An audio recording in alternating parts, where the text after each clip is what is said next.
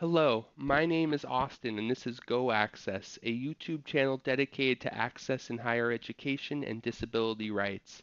Today I'm going to be covering students who are hard of hearing and deaf and the different services that are available to help them. The services I want to specifically focus on are the Video Relay Service, Teletypewriter, Communication Access Real-Time Translation, Algorithmic Live Captioning, and Personal Frequency Modulation systems like the FM, IR, and Audio Loop systems. So I'm just going to be providing a brief overview of each system. So the video relay system uses a camera and software to link the student who is hard of hearing to the communication assistant. They would communicate using ASL with the cameras, and then the communication assistant links to a third party who's calling on a telephone. The communication assistant acts as the go-between and conveys the important information to the third party and to the student or user.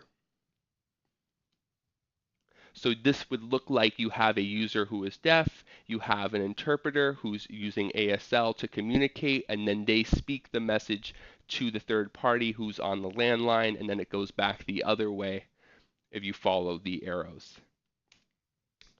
So teletypewriter, TTY, also known as telecommunications for the deaf, TTD. This was invented in the mid 60s. It was originally pretty much a cross between a fax machine and a typewriter. And what you would actually see in the original ones, as you can see from the image here, is it looks like a printer would actually printed out text that was being sent out through the phone line. And what it kind of evolved into is now more of a computer type system, as you can see from the other two more recent phones on the right.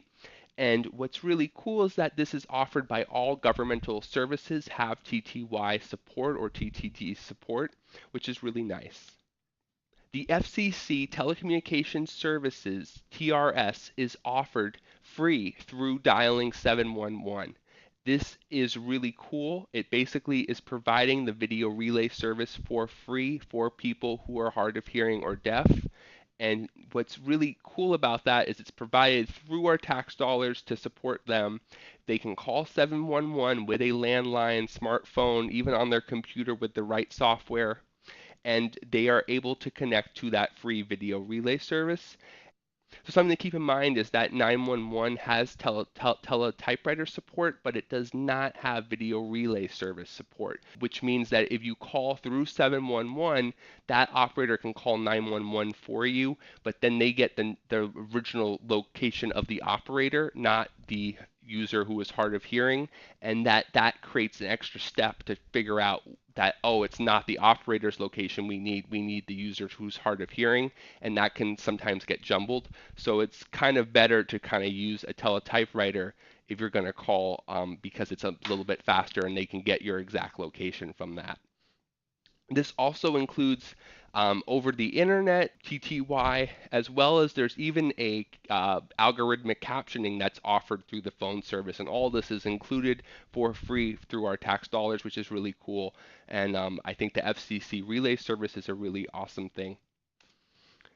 Communication Access Real-Time Translation is CART, a captioner who can type at 200 words per minute, way faster than I can, and can display the captions on the student's screen, is there to support the student who is hard of hearing or deaf. And what's really awesome is it can be done now remotely, so it can be done for Zoom meetings. It can be done even in the classroom. The actual captioner does not need to be there. So it's a really cool thing how it's kind of progressed. And what I think colleges and universities need to keep in mind is that they should make sure that their captioning policy is really clear so that everyone is on the same page, meaning that the student is responsible for making it clear when they do need a captioner and when they don't need a captioner. And the captioner should be allowed to leave if the student is not in class within a certain time frame. The college and university cannot charge for the accommodation or refuse to provide the accommodation because of absences. I think that's really important as well to keep in mind. But there should be some captioning policy to kind of make clear to the student and the disability office what the rules are, and where the responsibilities lie between the parties so that the communication is well set up.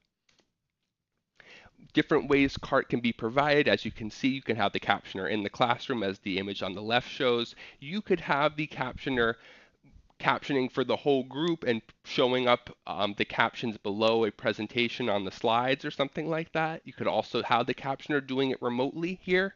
As you can see, the actual audio is coming from the student's computer. Maybe there's a microphone on the desk or something like that that they're getting, and they're quickly captioning and getting it right back to the student.